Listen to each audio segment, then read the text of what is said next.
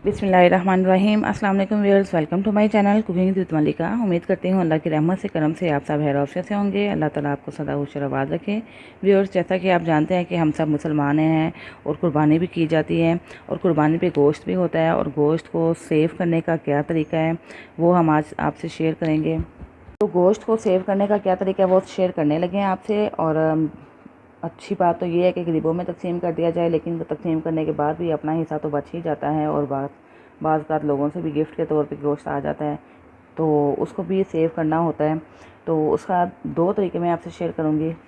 तो व्यूअर्स, एक मेथड तो ये है कि आपने जैसे कुर्बानी का गोश्त है आपके पास आया है, तो आपने इसको फैला देना है, सारा अच्छा सा फैला देना है। किसी कपड़े के ऊपर फैला दें या पंखे के नीचे इसको रख दें, कि इसको धोना नहीं है आपने। सेव करने से पहले इसको आपने अच्छी तरह फैला के ड्राई होने देना है, क्योंकि गोश्त का अपना भी जो थोड़ा बहुत पानी होता है वो पंखे के नीचे घंटा 1.5 घंटा रखेंगे और ड्राई हो जाएगा। तो आपने उसको पैकेट्स बना के तो फ्रीज़ कर लेना है। और पैकेट्स बनाने का तरीका भी ये है कि जो आपकी गोल बोटियाँ हैं उसको अलग कर लें। जैसे कि आप बनाना चाहते हैं, कीमा बनाना चाहते हैं, या आप कबाब में डालना चाहते हैं, तो बोटियों के पैकेट्स अलग कर लें। और कुछ मिक्स आप जैसे बनाना चाहते हैं, कोई सालन वगैरह, तो कुछ बोटियाँ और कुछ हड्डियाँ वगैरह उसको अलग कर लें। तो इस तरह आप सेव करें ताकि आप इजीली पैकेट निकालें और उसको यूज़ कर लें। और पैकेट भी आप उतना बनाएं जितना कि आप घर में यूज़ करते हैं। यानी कि एक दफ़ा फ्रीज़ किया हुआ गोश्त आप उसको मेल्ट करेंगे, दोबारा फ्रीज़ करेंगे, तो उसकी ग़िज़ाइयत भी ख़त्म हो जाएगी और अफादियत भी ख़त्म हो जाएगी।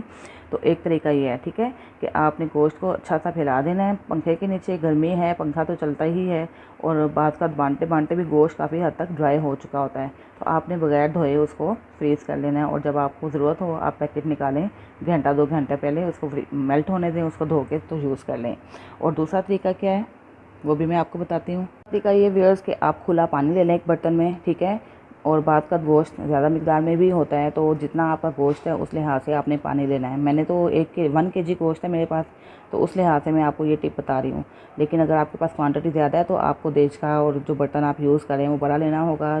कोशिश करें कि स्टील का बर्तन यूज़ करें या नॉन स्टिक का, क्योंकि अगर आप सिल्वर का यूज़ करेंगे तो वो भी काला हो जाता है, फिर बाद में देश का भी धोना मुश्किल हो जाता है। तो इस तरह के बर्तन यूज़ करें कि जो काले ना हो, बाद में आपको धोने में कोई दुश्वारी ना हो।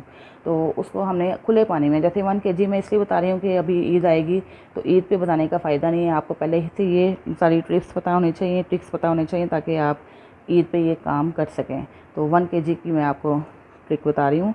इसके अंदर 1/4 टीस्पून हम सॉल्ट डाल देते हैं, ठीक है।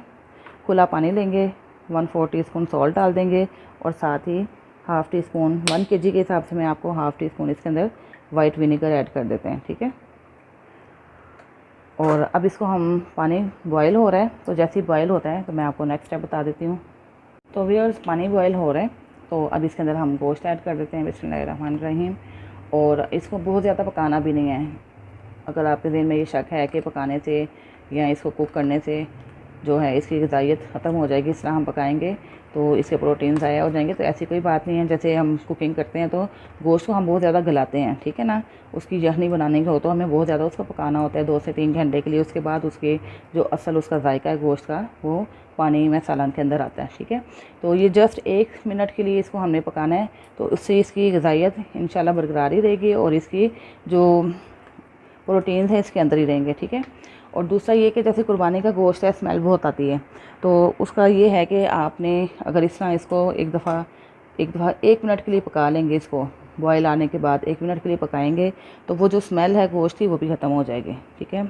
और अक्सर बच्चे भी नहीं खाते कि स्मेल आती है, तो अगर आप ये तरीका अपनाएंगे तो एक तो आपका जो गोश्त है काफ़ी देर तक सेफ़ भी रहेगा, तकरीबन 15 दिन, 1 महीना और 6 महीने तक भी सेफ़ रख सकते हैं। लेकिन इतना गोश्त रहता नहीं है हमारे, जल्दी हम यूज़ कर लेते हैं।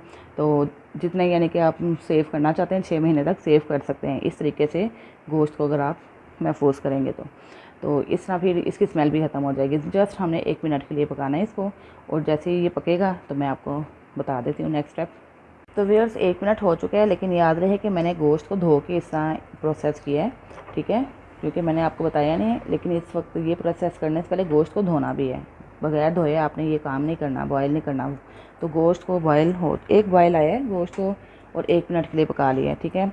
और देखें, सिरका भी डाला है हमने इसके अंदर, और सॉल्ट डाला है, जिससे ये नीट हो जाएगा गोश्त। और ये जो आप झाग नज़र आ रही है, सारा ब्लड है इसके अंदर। तो ये जो इसकी मैल कुचैल है बकरे की, गोश्त की, या कोई भी गोश्त आप कर रहे हैं, तो इस तरह उसकी सारी झाग बाहर को आ जाएगी, सारा जो ब्लड बाहर आएगा। तो यही वजह है कि जो कुर्बानी का गोश्त है उसमें तो ये झाग सारी ब्लैक हो जाती है। ठीक है, ये आपको वाइट वाइट सी थोड़ी नज़र आ रही है, थोड़ी गदरी सी, लेकिन वो झाग बिल्कुल ही ब्लैक हो जाती है, जिसकी वजह से गोश्त में बहुत स्मेल आती है कुर्बानी के गोश्त में, और खाने को दिल नहीं करता। तो इस तरह अगर आप ये प्रोसेस करेंगे, एक तो स्मेल से भी महफूज हो जाएगा आपका गोश्त, और दूसरा ये कि आप प्रिजर्व भी इसको काफ़ी देर तक कर सकते हैं बगैर ख़राब किए। ठीक है, अब बस 1 मिनट हो चुका है, और इसकी हमने ये जो झाग है ये सेपरेट कर देनी है, ये अलग कर देनी है। और ये गोश्त जो है, जो हमने इसको किया है, इसको सेपरेट कर लेंगे, इस तरह झाग अलग कर लेंगे और गोश्त को सेपरेट करके तो हमने इसको छलनी में डाल देना। ठीक है, छलनी में डाल दें और इस तरह इसको फैला दें छलनी में डालने के बाद, ताकि ये जो है ना अच्छा सा सूख जाए, यानी इसका पानी बिल्कुल नीट हो जाए, साफ़ हो जाए। ठीक है, इस तरह हम झाग सेपरेट करते जाएंगे। और इसके अंदर कोई बड़ा बर्तन ले लें, ज़ाहिर है गोश्त के हिसाब से है, आप बर्तन यूज़ करेंगे तो बड़ा बर्तन यूज़ करें। अगर आपके पास कुर्बानी में तो इंशाल्लाह ज़्यादा ही गोश्त होता है तो संभालना भी मुश्किल हो जाता है, और कुछ लोग माशाल्लाह कुर्बानी करते भी ज़्यादा हैं और उनके पास तो काफ़ी गोश्त होता है बांटने के बाद भी, तो उनके लिए ये बहुत आसान सा तरीका है, कोई मुश्किल नहीं है, कोई ज़्यादा टाइम नहीं लगेगा, बहुत इजीली आप सारा गोश्त अच्छे तरीके से प्रिजर्व कर सकेंगे। तो जी जैसे ये इसको अब बिल्कुल हमने ड्राई होने देना है और ठंडा भी होने देना है। अच्छा सा ये ठंडा हो जाएगा तो फिर मैं आपको नेक्स्ट प्रोसेस बता देती हूँ। टमाटर को हमने वेस्ट कर देना है। ठीक है, ये बिल्कुल अब हम ज़ाया कर देंगे, इसको यूज़ नहीं करेंगे। गोश्त ठंडा हो चुका है और देखें आप नोट कर रहे होंगे कि गोश्त ठंडा होने के बाद ही श्रिंक भी हो गया, देखें काफ़ी सुकर भी गया है।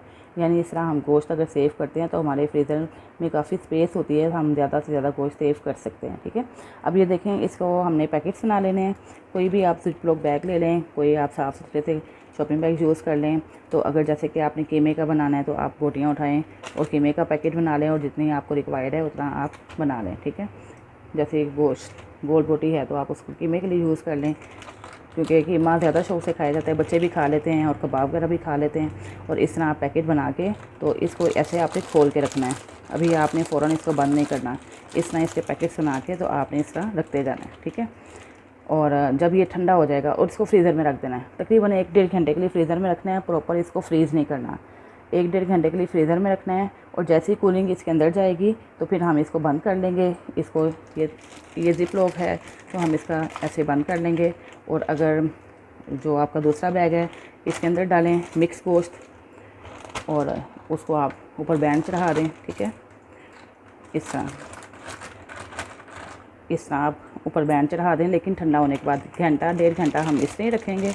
आप ये बात को अच्छी तरह नोट कर लें, क्योंकि जब हम फ़ौरन बंद कर देंगे शॉपिंग बैग या कोई हमारा पॉलीथीन बैग है तो क्या होगा कि कूलिंग देर से अंदर जाएगी, और गर्मी भी होती है और ज़्यादा फ्रीज़र हमारे काम भी नहीं करते, और ख़ास तौर पे गोश्त का भी लोड होता है या बाकी चीज़ों का भी लोड होता है, तो फिर क्या होता है कि हमारा गोश्त ख़राब हो जाता है। तो हमने कई वाक़यात ऐसे सुने हैं कि लोगों का 10-10 किलो 5-5 किलो गोश्त वेस्ट हो जाता है, क्योंकि कुछ वो टिप्स और ट्रिक्स पे अमल नहीं करते हैं। तो अगर वो इस पे अमल करेंगे तो इंशाल्लाह कभी भी गोश्त ख़राब नहीं होगा। इस तरह आप खोल के रख देंगे तो ज़रा कूलिंग अंदर जाएगी, 1-1.5 घंटा अंदर जाने के बाद इसको आपने इस तरह बैंड लेंगे और इसको ऐसे बंद कर देंगे, और फिर जब आपका दिल करेगा आप एक पैकेट निकालें और इसको यूज़ कर लें। ठीक है, और बंद करने से पहले आप इसके अंदर एक डाल देंगे पर्ची, जैसे ये मिक्स गोश्त है या बकरे का गोश्त है तो इस तरह आप पर्चियाँ बना लें मिक्स गोश्त। ठीक है, तो मिक्स गोश्त अगर डाल के तो आप बाद का गोश्त फ्रीज़ हो जाता है, नहीं पता चलता, और ना ही ये पता चलता है कि ये गोश्त किस चीज़ का है, ऊँट का है, बकरे का है या गाय का है। तो ऊँट का गोश्त लिखें, मिक्स गोश्त लिखें, और इसके अंदर पर्ची डालें और इसको ऐसे बंद कर दें। ठीक है, इसी तरह अगर कीमे का आपने निकाला है कीमा लिख दें, और अगर वो बकरे का है तो साथ पीछे बकरे का लिख दें, या साथ ही लिख दें बकरे का कीमा। तो यहाँ पे आप बैग के अंदर डालें और उसको बंद करके रख लें। ठीक है, इस तरह फिर आप इजीली आप पैकेट खोलेंगे तो आपको पता चल जाएगा कि ये कौन सा गोश्त है, और इस तरह आप आसानी के साथ आप अपने गोश्त को एंजॉय कर सकते हैं। ये देखें इस तरह।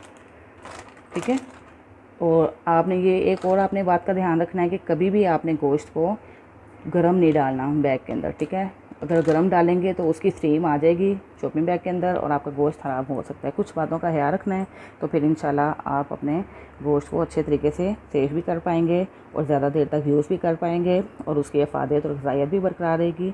तो इसके साथ ही व्यूअर्स इजाज़त चाहती हूँ, फिर हाजिर होंगी एक नई वीडियो के साथ। उस वक्त तक के लिए इजाज़त दीजिए। अपना बहुत सा ख्याल रखिएगा। Take care. अल्लाह हाफिज़।